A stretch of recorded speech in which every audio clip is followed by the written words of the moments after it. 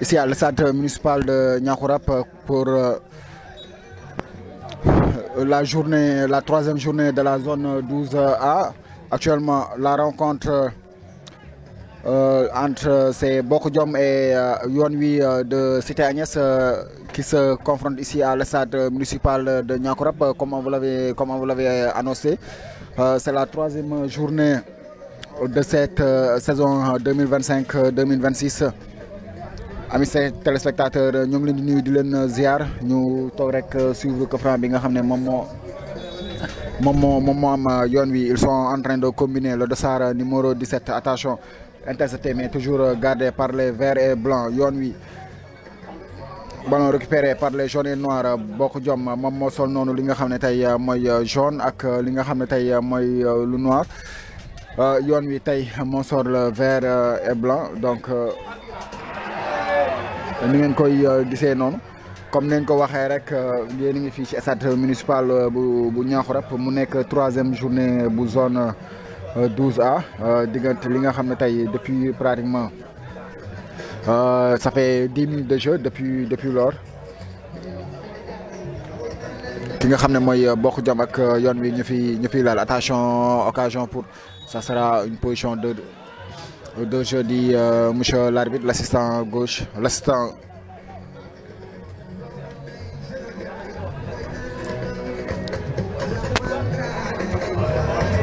donc amis téléspectateurs et chers internautes, après on va vous rappeler le classement des groupes aussi pour vous donner les scores des matchs cadets et aussi vous donner les différentes rencontres qui vont venir demain, Inch'Allah, pour les rencontres aussi qui vont se dérouler à partir de 16h et de 18h aujourd'hui. Ici, précisément, ça va rester 4 équipes qui vont fouler la pelouse de l'estade municipal de Niakoulrap. Au commentaire, nous avons Khalil, au cadrage et au régie, Arna Sow, DJ Ronan, le directeur des programmes de la TVTV. Donc on est en train de voir l'ASC Yomi beaucoup plus entreprenante dans le jeu avec des pressings hauts, mais aussi l'ASC Bokodiom qui cherche à sortir de la tête de l'eau. Toujours score nul et vierge, 0-0.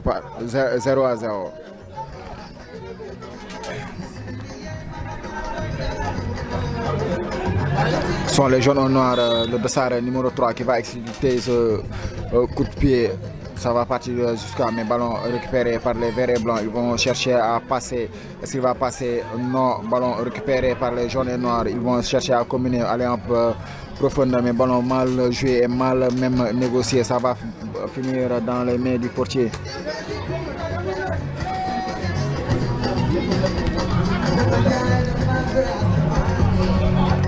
Au jeu.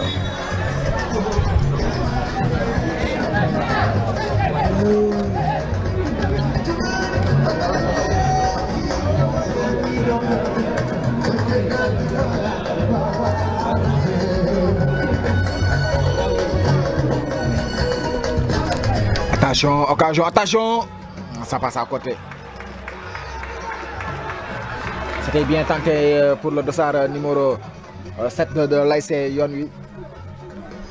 Ballon pour le capitaine de l'ASC Bokodiom, il va jouer devant, mais ça va être dégagé jusqu'à qui? Ça sera le portier qui va dégager en touche.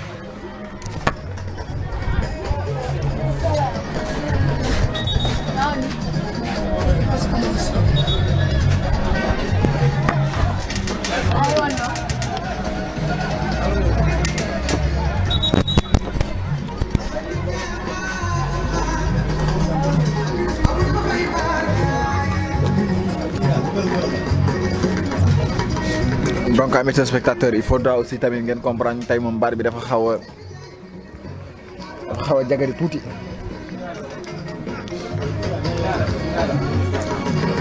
Donc comme li ñu ko waxee woon rek tey ci suba ci nga xam ne tey mooy la catégorie 4 mi doon joué fii nii ci stade bu Niakoulrap pour waa zone 12A mu nekkoon seen première journée.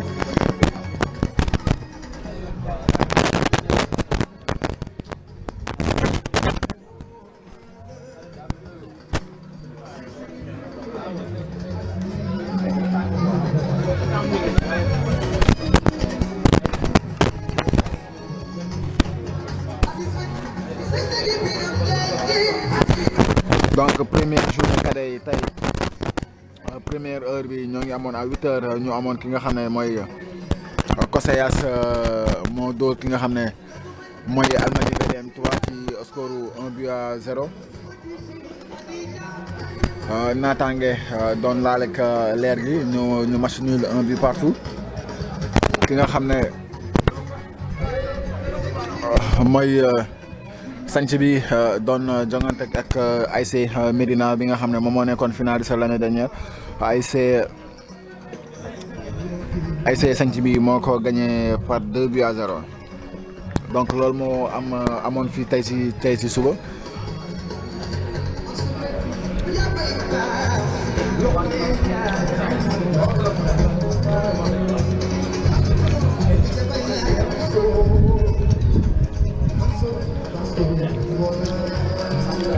Donc comme je vous l'avais annoncé tout à l'heure, actuellement c'est le groupe B qui ouvre cette troisième journée. Le match s'oppose à l'ASC Bokk Jom qui est deuxième plus 3, qui a 3 points plus 1 but après avoir battu l'ASC Médina sur le score de 2-1. Donc l'ASC Koseyas est en tête avec 3 points plus 2 après avoir battu l'ASC Yoon Wi 3-1 lors de la première journée.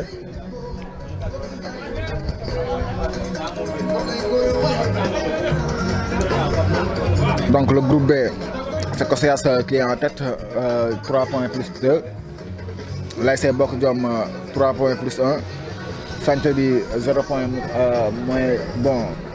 Aussi 0 but marqué, 0 but encaissé. Donc la fois lors de la première journée, l'ASC Santé n'avait pas fait son entrée en liste. Donc l'ASC était exempt. Attention, ça passe très très loin même à côté du but du potier de l'ASC Yoon Wi. Donc Yoon Wi est dernier actuellement avec 0 point moins 2. Ils sont en train de chercher leur premier point dans cette journée. Donc on va essayer de voir entre le deuxième et le dernier qui va tenter à se qualifier. Pour vous rappeler, juste ce sont des groupes de 5 équipes.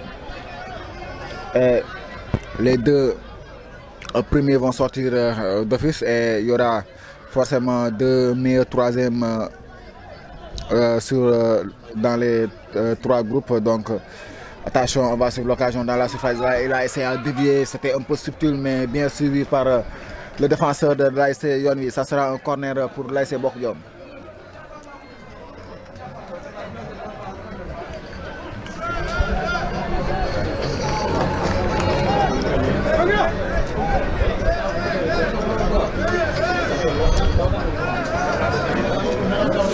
Le match se joue sur un soleil de plomb. Il fait excessivement chaud aujourd'hui. Corner exécuté, ça sera pour qui boxé par le portier, mais c'est pas loin, ça va rester dans la surface. Attention, le capitaine qui va devoir, attention, c'est tiré, c'est capté en 2 temps par le portier de l'ASC Yoon Wi. Il va dégager loin.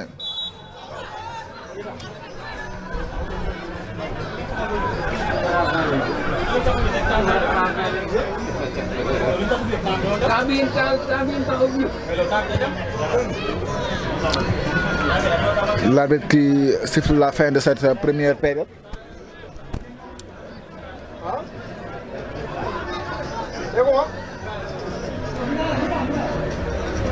Non mais il y a l'incompréhension. Mi-temps là.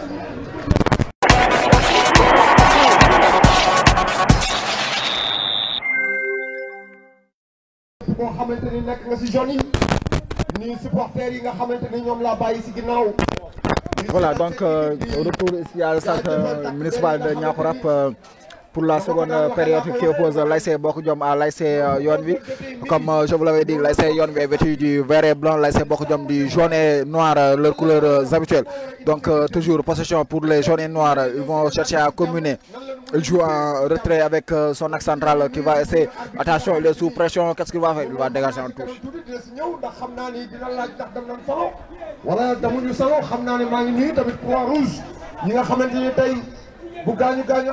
Attention dans la surface, mais ballon dégagé.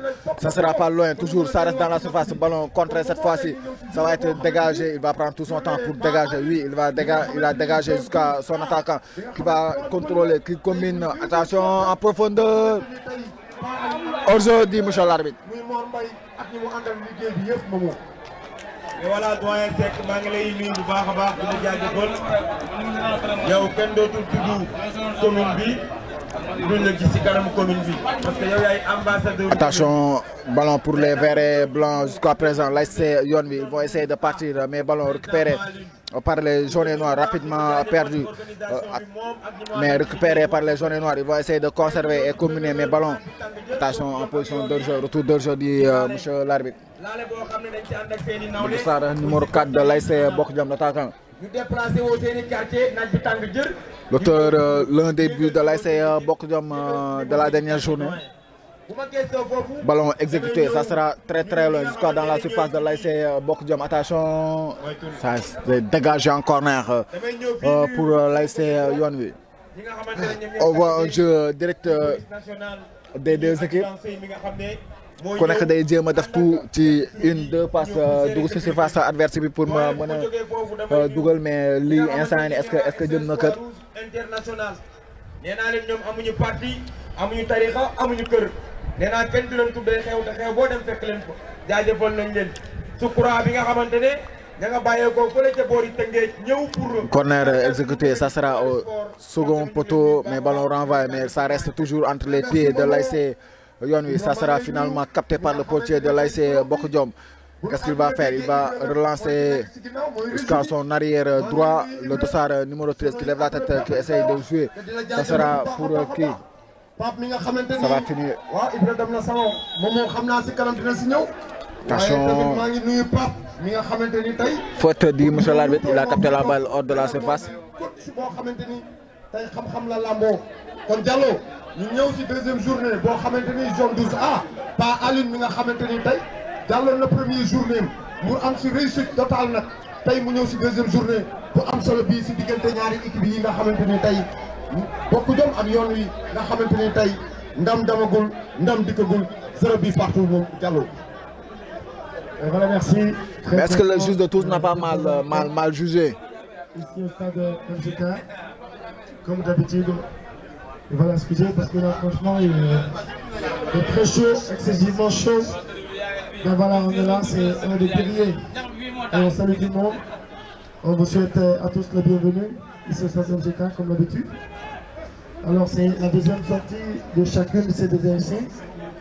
Alors, c'est la première, c'est la troisième journée de la zone 12A que nous sommes en train de suivre. Et demain, ce sera la quatrième journée. Mais en tout cas, ce qu'il est clair, on remercie toutes les autorités. Carton, donc ils sont en train de communiquer avec la. Je pense que maintenant, et là-bas, à la tribune, la décision restera inchangée. Donc, à toutes les autorités, à la tribune, tous les invités d'honneur, tous les invités de marque, déjà à la tribune, sachez que vous avez tout le remerciement et toutes nos salutations. Donc pour la deuxième heure, en deuxième heure, vous aurez TP Diamono et Darussalam. La troisième rencontre va opposer à l'ASC Diapo Tawfekh à l'ASC Djubo. Djubo qui va faire son entrée en liste.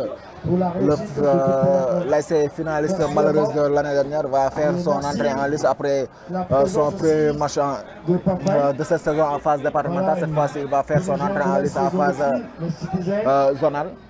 Et à côté de lui, la présence aussi de M. Sow.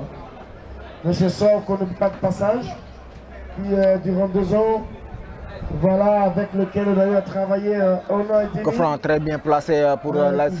La communication. Pour l'ASC Bokk Jom, le portier de l'ASC Yoon Wi qui est en train de perfectionner son mur humain. Qu'on salue aussi et qu'on souhaite le bienvenu en plus de moi, de Pafay. On a aussi mon cher ami DJ, monsieur le reporter, mais aussi DJ de boîte de nuit. Attention, c'était bien parti. Heureusement. Dans les boîtes de nuit, et aussi conférenciers, panélistes. Donc je remercie la présence de DJ Louz. DJ Louz qui n'a plus à présenter dans le département. Donc président.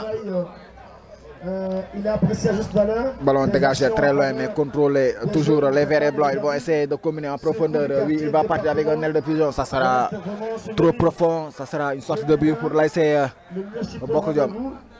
Et voilà, DJ Louz, sache que so happy to meet you. Has been a long time. Has been a long time. So happy to meet you on this stadium. I know that you. Ballon joué loin. Ça sera conservé par les verts et blancs. Qu'est-ce qu'il va faire? Est-ce qu'il va dégager? Lovely days and a good actions. Welcome to DJ Louz International. On est ensemble. Ça va, tranquille. On vous remercie, sincèrement. Les présidents d'ASC, voilà les entraîneurs, les supporters. On vous dit grand merci. En tout cas, le match peine à s'animer, c'est parce qu'on peut le dire.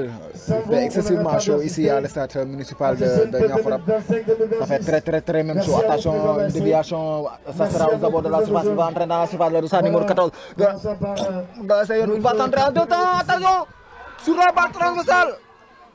C'est très dangereux. Quelle occasion, ballon remis dans la... Attention, il y a un joueur qui est au sol. Allez au CV de ce joueur. Comme vous le savez, voilà, prions plus de peur que de mal.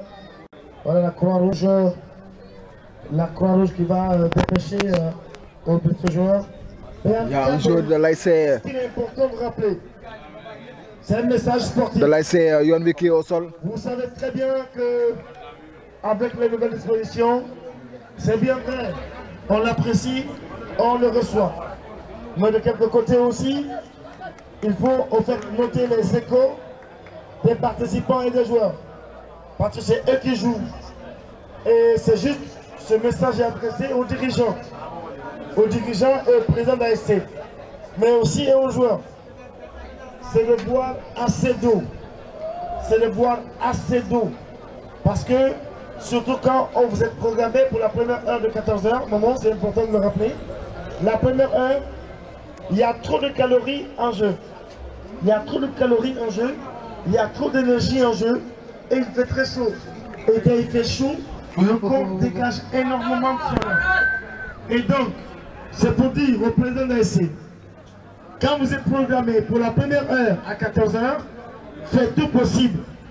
Avant, à 72 heures avant le match, soyez des présidents qui vont mettre avant tout, en premier lieu, la bonne hygiène des joueurs. Parce que la saine alimentation, la bonne alimentation permettrait à ces joueurs de résister à cette chaleur. Heureusement, il va se relever. Il y a plus de peur que de mal. De votre différentes commissions médicales.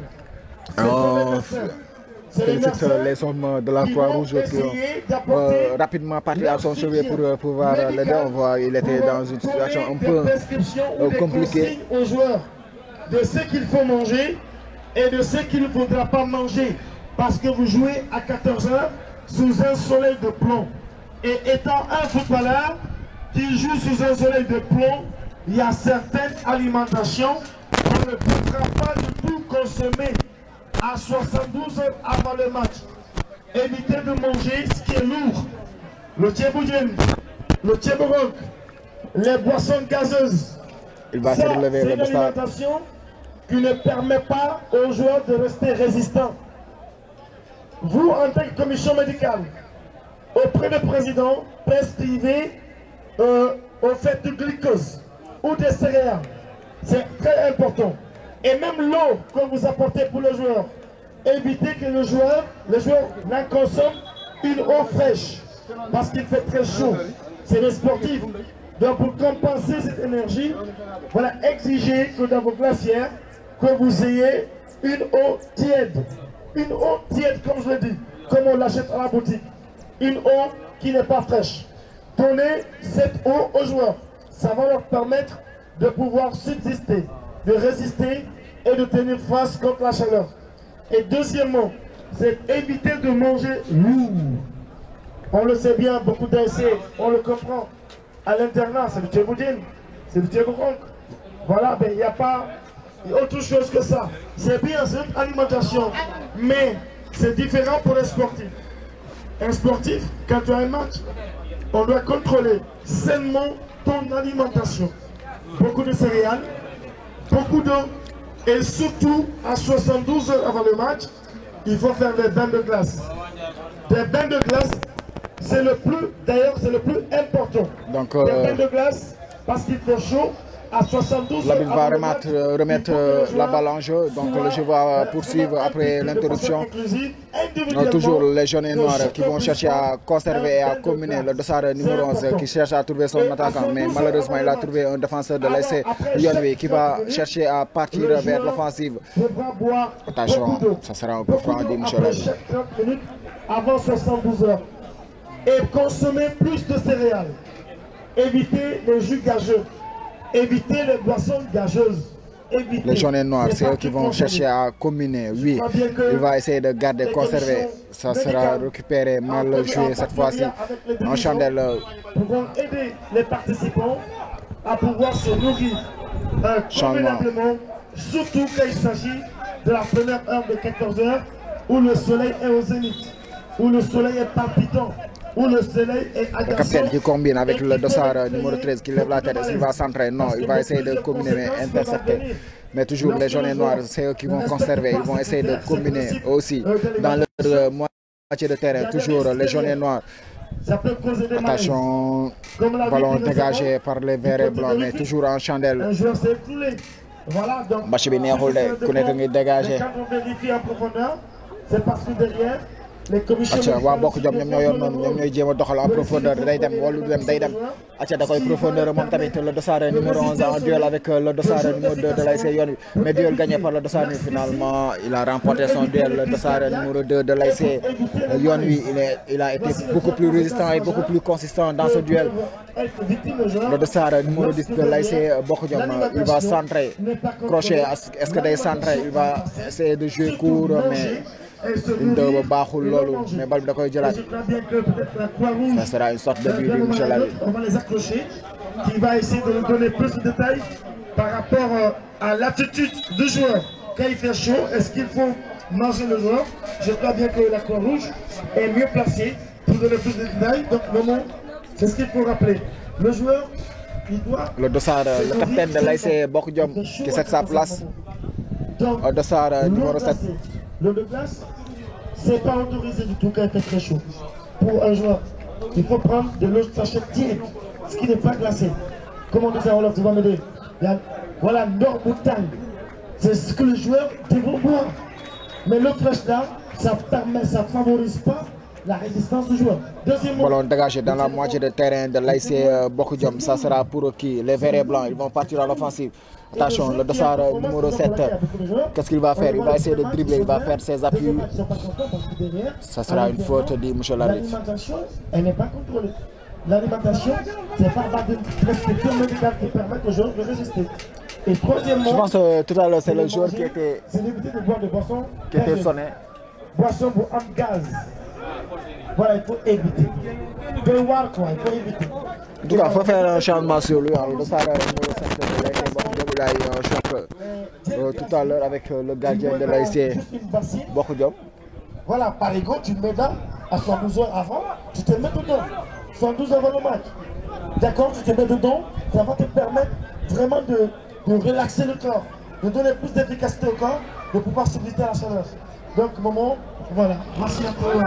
On n'est pas des experts, mais c'est juste un petit message qu'on a à passer aux dirigeants, aux responsables médicaux, de pouvoir contrôler voilà, l'alimentation des joueurs pour éviter les malaises, l'asphyxie ou le crise cardiaque. Et voilà, BD, information, j'espère que doyen, coach yi ak encadreur yi dégg nañ ko parce que naaj bi dafa tàng dañuy éviter ndox sedd guy dina ndox. Voilà, les jaunes et noirs dans leur moitié de terrain, il va dégager jusqu'à dans la moitié de terrain de l'ASC Yon, mais dégager de la tête par le rigueur défenseur de l'ASC Yon en touche. C'est une touche pour les jaunes et noirs. Le dossard numéro 12 fait l'exécution de cette touche rapidement déviée par son capitaine, mais le ballon toujours renvoyé en touche. La possession va rester aux jaunes et noirs. Ñom ñoy jël nonu touche bi da koy touche ben ñom ñoy jëlat ba tay les jaunes et noirs l'ASC Bokk Jom, mais ballon rapidement perdu mais regagné par les jaunes et noirs avec beaucoup d'agressivité. Ñom ñi nga xamné tay moy way l'ASC Yon Bokk Jom ñom ñoy jéma doxal nonu. Il va chercher à passer, mais ça sera pour le portier. musuñu ko football ci nawetaan fii peut-être ren nañ ko commencé nekk na climat boo xam ne climat bu metti la man souvent dama koy wax fii dama naan leen première heure bi dafa metti waaye tamit loolu day jar équipe yi ASC yi ñu wax leen li ngeen war a jël ci ay lekk ay naan ni ngeen war a gérer seen yaram ba bu ngeen ñëwee ci terrain bi du feeñ ndax loolu yàlla wax am na solo ndax fi mu toll nii am na ceebu jën par exemple tey boo ko toggee ñu lekk ko midi wala 1h30 peut-être bëgg a football 15h mais soo sàgganee boo duggee terrain di nga gis ay vidéo yoo xam ne vidéo bëccëg la moom. di nga gis ay vidéo fajar comme ni ko doyen waxee rapidement ñëwaat ci match bi. ayca ñoo ngi noonu les verts et blancs. coup franc tànk dafa kawe. arbitre ne attention c'est rapide encore coup franc plus avertissement. nee na jeu rapide am na mais amoo droit xañ ko mu def loolu. loolu mooy règlement bi amoo droit xañ ko mu yàkkam ci li mu bëgg a def yoon wi ñooy doxal. Attention, mais ballon dégagé. Mais toujours ça reste entre les pieds des jaunes et noirs. Ballon mal joué. waaw mais fi mu toll nii première période bi la ñu ngi si deuxième mi-temps bi waaye ndam damagul ndam dikkagul si diggante ñaari équipe yi muy Bokk Jom ak yoon wi di Tivaouane Peulh. ñaari équipe yi nga xamante ni ñoo ngi noonu waa Bokk Jom ñoom ñoo jël bal dañ koy dégager en touche waa yoon wi moom de touche boobu noonu. seen poste yi nga xamante ni tey fa lañ war a mën a jaarale bal bi pour mën a dugal waaye fi mu toll nii si diggante Bokk Jom ak yoon wi 0 but partout moomu. et voilà touche pour les verts de Bokk Jom ña ngay doxal ba léegi ndam demul ndam dikkul pour l'instant Adji Mass moo ko rek si terrain bi ña ngay doxal. orientation pour l'ASC Bokk Jom ñoom ñoo jox doxal noonu. encore perte de balle récupération rapidement pour ASC Yon wi. l'ASC Bokk Jom qui va ils vont comme il va centrer, ça sera intercepté dégageant corner pour l'ASC Bokk Jom. Bokk Jom day am corner. waaw mais corner pour qui pour Yon wi.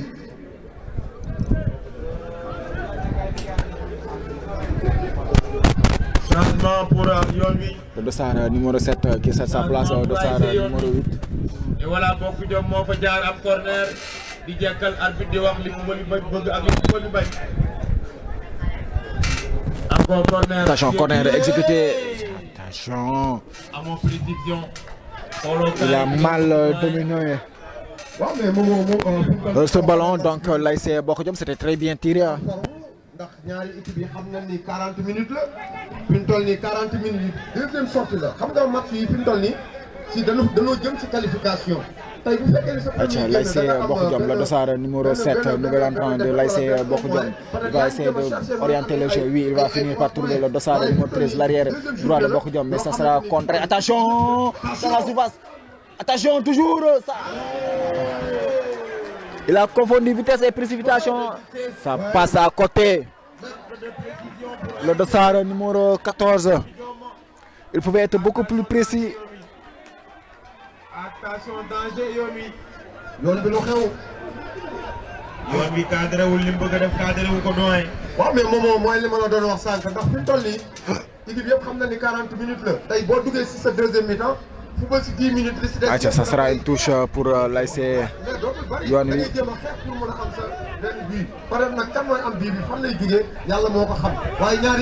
Cette touche rapidement exécutée, déviée, toujours les verts et blancs, mais ballon dégagé dans la moitié de terrain de l'ASC Yon wi. Toujours Yon wi, ils vont essayer de partir en attaque. Est-ce qu'il va rattraper la balle? Ça va filer directement en touche. C'est une mauvaise transmission de dossard numéro 8, le nouvel entrant de l'ASC je pense qu'il pouvait mieux faire. C'est une touche qui sera exécutée par l'ASC Bokodiom, le dossard numéro 13 qui cherche un de ses coéquipiers.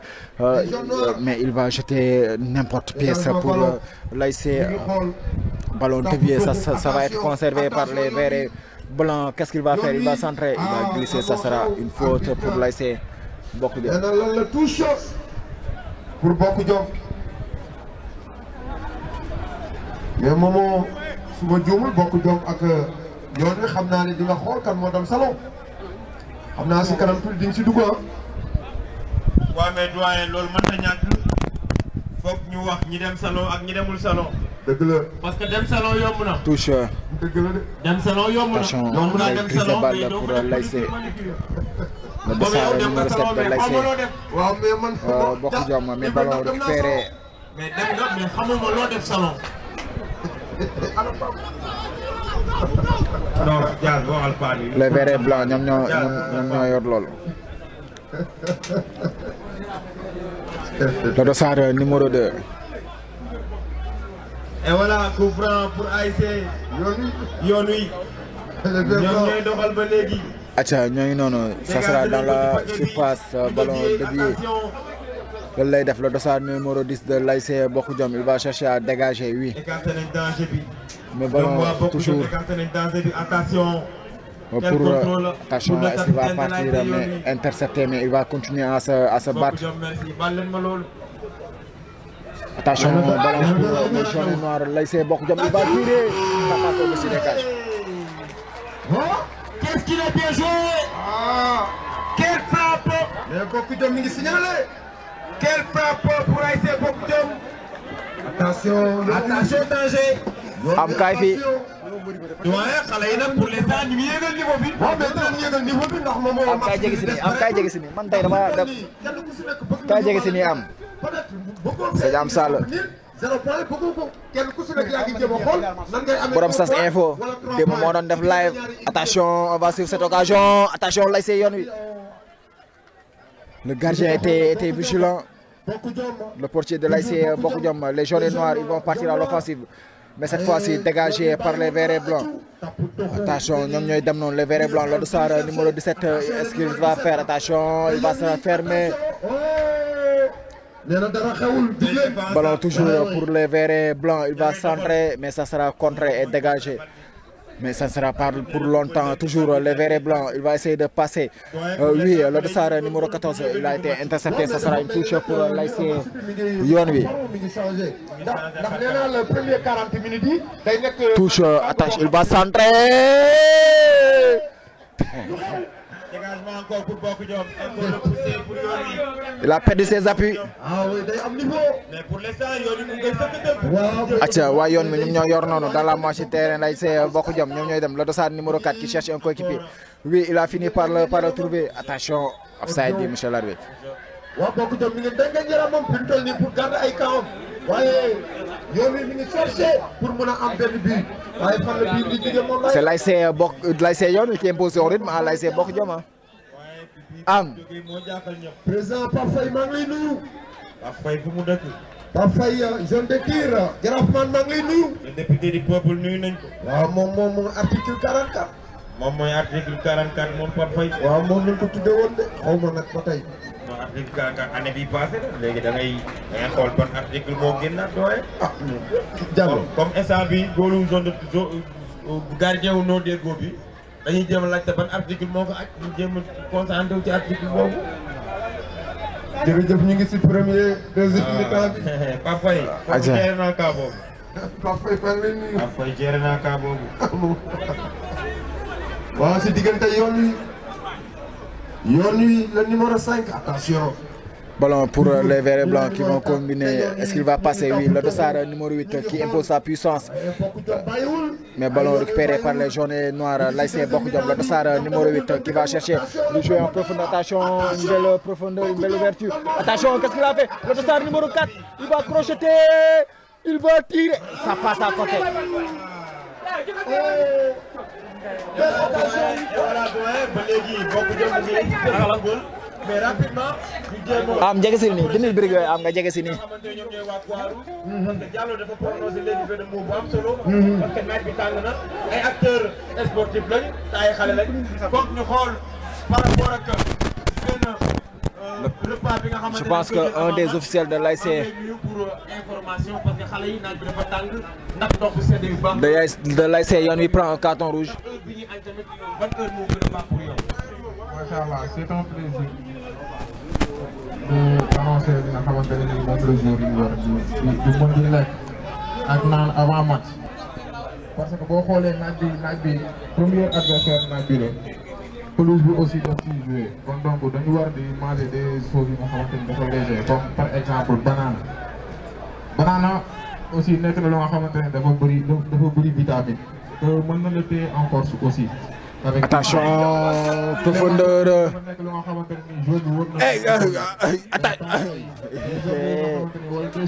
En tout cas, il joue avec du feu. Il joue avec le feu, le portier de l'ASC Bokk Jom. Aïcha, ballon dévié pour toujours les verts blancs qui vont partir à l'assaut pour chercher à marquer toujours. Attention, ballon récupéré par les jaunes et noirs. Nous avons combiné à une touche. Nous avons le dossard numéro 13, il va lever la tête, il va centrer. Ça sera pour. Attention, toujours les jaunes et noirs. Il va tirer, ça sera capté par le portier de l'ASC. Il va dégager très très loin. Non, on peut éviter quoi. Ok. On peut éviter. Il faudra utiliser ce qu'on appelle jus bouille. Attention, en profondeur. Il y a un pochon d'orge. Am. Am, lan nga gis? Ñu koy éviter quoi. Am, yaa ngi taw lan nga gis am? Comme des choses vitamine C. Am na des comprimés yoo xamante ne vitamine C ñu koy jaay. Yow bi mën na di ko màcc. Ay comprimés yoo xamante ne mën na ko teg si làmmiñam. Dafay renforcer ce qu'on appelle son physique. Physiquement daf koy renforcer quoi. En même temps aussi dina ko permettre. Aïcha dañ koy jouer noonu waa yoon wi ñoom ñoo dégagé. Toujours Bokk Jom ñoom ñooy. difficile auquel vous avez été confronté sur la pelouse. Voilà, des fois jour bi mën na jóg subitement am bu mbëkkee si kaw mu am TCA collision. Comme ni ñuy wax collision. Aïcha waa yoon wi ñoom ñoo koy jël. Il faut savoir ñu bañ a jël ndox di ko def si bopp bi surtout muy éviter di naan aussi ndox bu sedd. muy faral di naan aussi ndox bu tàng. ndox bu sedd bi mën na aggraver ce qu'on appelle la situation. parce que nit ki mënul tàng yaram bi tàng nga bëgg ndox bu sedd di ko jox. boobaa mën na indi ce qu'on appelle l'arrêt cardiaque aussi. mën na ko créer des problèmes yoo xamante ne kenn du xam fu muy mujjee. li si bëri mooy dal joueur yi. Aïcha waa yoon wi ñoom ñooy doxal noonu le vert et blanc. Automatiquement position latérale de sécurité. Position latérale de sécurité. Ah, surtout côté Babou parce que derrière Aïcha ballon. Il faut que nous expliquions. Ballon récupéré pour les verts et blancs ñoom ñooy doxal noonu à l'offensive. Day jouer le dossard numéro 4 dans la surface mais ballon toujours récupéré par les verts et blancs lu muy def est-ce que day dóor ba. Les verts et blancs. ñoom ñooy moom noonu bal bi day génn wala du génn da koy jël ça une sorte de but. Voilà, exactement. Mais docteur dafa am benn dafa am benn question bu ma la bëgg a laaj rek bu gàtt ndax ban heure la ñu war a mën a lekk ndax ñi football première heure 14 heures la lan la ñu war a lekk ak. Aïcha le joueur de l'ASC Bokk Jom ñoom ñooy jël noonu les jaunes et noirs ñoom ñooy combiner am Ndiaye joxal Diop ñoo ngi noonu di tàpp toxu. Chef du football te aussi mën nañ lekk une heure de temps avant ñuy football. Aïcha ñoom noonu ñoo ngay doxal le dossard numéro 8 il va récupérer la faute. mën nañ lekk banana football mën nañ lekk clément carton parce que loolu vitamine le dossard numéro 5 de l'ASC yoon wi. c'est des choses yoo xamante ne même les professeurs de thèse moom la ñuy utiliser avec ces élèves bu ñu leen ce qu'on appelle les gymnastes affaire yooyu ñoom xam nañ ci dara man maa ngi dans le département des sciences de l'éducation foofu laa jàngee quoi avec les professeurs de thèse à l'université Gaston Berger de Saint-Louis kon donc booy lekk da ngay lekk lu nga xamante ne dina la tenir mais pas des choses yi nga xamante ne dafa am cholestérol mu lay créer des situations après le match même boo ko lekkee sax après le match di nga sentir na yow sa dënn bi wala da ngay amee mooy xol bi tàng ak yow noonu yëpp. pour l'ASC yoon wi. si biti te loolu dafa nekk lu nga attention dans la boîte mais dégage un corner. kon donc dañuy lekk lu nga xamante ne c'est des choses légères yoo xamante ne dina la mën a dimbali physiquement mentalement moralement ba nga xamante ne di nga mën a def sa match normalement quoi. merci waa Croix-Rouge kooku docteur la moo doon wax. Ballon centré dans la boîte. Mais dégagé par les verts et blancs, toujours ça reste dans la surface. Attention, il est seul de sa numéro 10. Il pouvait mieux faire. dafa am solo ndax li ñuy wax nii ndax fi mu toll nii nekk na moment boo xamante ni moment bu tàng la. te jour yi ngay waajal deuxième match ba. biir terrain bi pratiquement boo xamee doo xam lan la. choc ba ak Daaru Salaam doo xam ndax lekk bi ñuy lekk doo xam ndax naan bi ñuy naan kon loolu nag docteur wax nekk na loo xamante ni entraîneur yi ak président yi war nañ see bàyyi xel ba toppatoo xale yi seen heure lekk bu nekk heure lekk boo xam ne bu normal la. heure lekk bu normal la doyen Seck di jaajëfal ki nga xamante TP Jamono Daaru Salaam choc ba deuxième heure ba attention waa yoon bi ñoom ñooy dem noonu la dossard numéro 17. Qu'est-ce qu'il va faire? Il va essayer de travailler son vis-à-vis. Est-ce qu'il va centrer? Non, il va jouer en retrait avec le dossard numéro 8, le nouvel entrant. Il va centrer, mais ballon dégagé, mais récupéré toujours pour les verts et blancs. Le dossard numéro 17, il va essayer de passer. Il va récupérer la faute. C'est un corner ouvert pour l'ASC Yoon Wi. Ce sera un coup de une sortie de balle. Ce sera pour Yoon Wi en attendant le changement. Le dossard 8 qui va céder sa place au dossard 6 du côté de Bokjom. Rappelez que Yoon Wi pour sa première sortie avait joué face à Cochéas. Donc le score final était 3-1. Et voilà une équipe qui a été vraiment intéressante. Voilà qui est pris au piège carrément par Bokjom tactiquement parce que même si l'animation y est, la tactique y est, mais quand même on voit que Bokjom est en train de Kofran bien parti mais capté par le portier de l'ASC Bokjom. Attention, il va dégager, il va chercher à trouver un de ses coéquipiers. Finalement il va trouver un adversaire, les verts et blancs. Nous avons essayé d'oxal non, c'était une déviation mais récupéré. Toujours l'attaquant de l'ASC Bokjom. Ah, il faut dégager, attention, il a mal renvoyé la balle, récupéré par le dossard numéro 6 de l'ASC Bokjom. Qu'est-ce qu'il va faire? Il va centrer. C'est un centre fuyant. Malheureusement, qui va passer à côté. Yoon Wi et Bokjom. 0 but partout, deuxième période, ici au stade MGK. Comme a dit Yoon Wi qui joue en vert et blanc. C'est la toute première saison, c'est la deuxième sortie. Aïcha, waa Bokjom ñoom ñooy dégagé noonu mais du yàgg waa Yoon Wi. La première sortie, elle a été vraiment très brève face à Cochéas. Elle était vraiment productive, elle était vraiment époustouflante. Mais là, c'est le contraire qui se produit. On sent que ça a baissé l'efficacité dans la tactique de jeu de Yoon Wi, le tout nouveau-né de cette zone 12K. Voilà la toute première ainsi. Voilà cette saison qui démarre avec nous pour ce CMP. Score final amusant face à Cochéas. Dossard numéro 4 qui cède sa place au dossard numéro 13.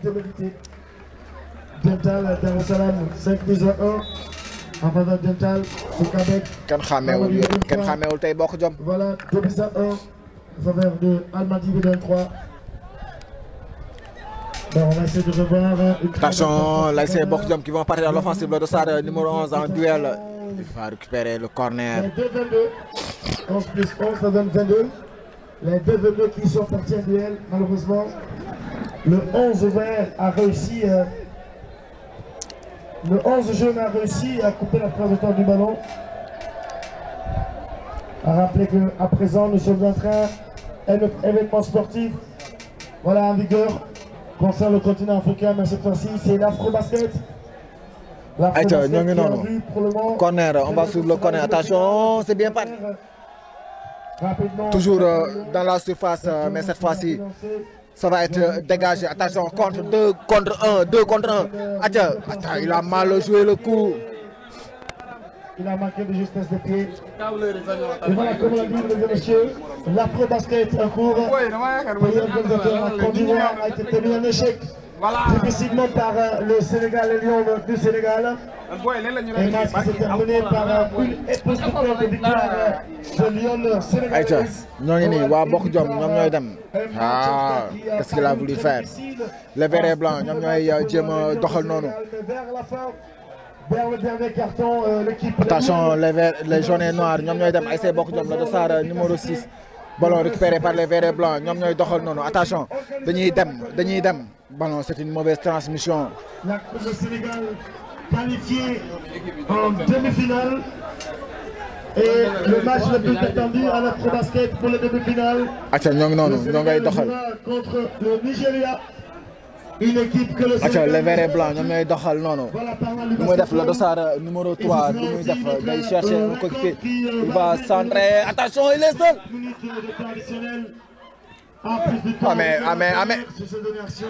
Attention, l'arbitre de jouer. Le goalkeeper qui va gagner ce duel. La remise Yoon Wi. Waa yoon wi de quand même moom seen yoon nekku si. Le dossard qui va s'engouffrer de force dans la zone de Attention, les jaunes et noirs, mais ballon récupéré. Ça sera une faute pour l'ASC Yoon Wi. 5 minutes de temps additionnel. Yoon Wi seen yoon nekku si kaay. 5 minutes de temps additionnel en plus de temps réglementaire. Ici au stade MJK. Seen yoon nekku si kaay. Loolu yoon wi. Comme je le disais bien, Afrobasket, demi-finale explosive en vue. Les Lions du Sénégal retrouveront le Nigeria ce samedi 2 août en demi-finale. Comme vous le savez, le Nigeria, c'est une équipe, c'est des Lions quadruple championnes d'Afrique en titre. Et dont le Sénégal n'a jamais battu, va affronter à nouveau le Nigeria pour les qualifications en finale de basket. Avec une victoire brillante contre le pays organisateur, la Côte d'Ivoire. Kofran. Et voilà, dans le rond central et dans la moitié de terrain de l'ASC Bokk Jom. 83 sur 87. Et le résultat final de ce match dans la Côte d'Ivoire, le Sénégal. Vous avez attention. Qu'est-ce qu'elle a voulu faire? Qui m'a mérité, mais difficilement les Lions sont restés fermes et engagés. Donc ça veut dire le Nigeria a surclassé le Cameroun sur le score de 83 sur 47 et affrontera le Sénégal en demi-finale le 2 août prochain. Attention, ça sera pour le portier de l'ASC qui va attirer plus de téléspectateurs parce que c'est un tournoi décisif pour le basket. Attention, c'est bien joué cette fois-ci. Qui vont jouer, ouvrir cette nouvelle page avec le Nigeria, quadruple champion d'Afrique, qui a déclassé le Cameroun et dont le Sénégal devra tout faire pour cette qualif en finale. Attention, je dis, monsieur l'arbitre. Se renforcer pour rencontrer cette attention. Équipe championne. Voilà qui est la victoire du Sénégal en matière de basket. Et j'y crois bien. Changement, le dossard numéro 17 va faire son entrée à la place du dossard numéro 10 de l'ASC Yoon Wi.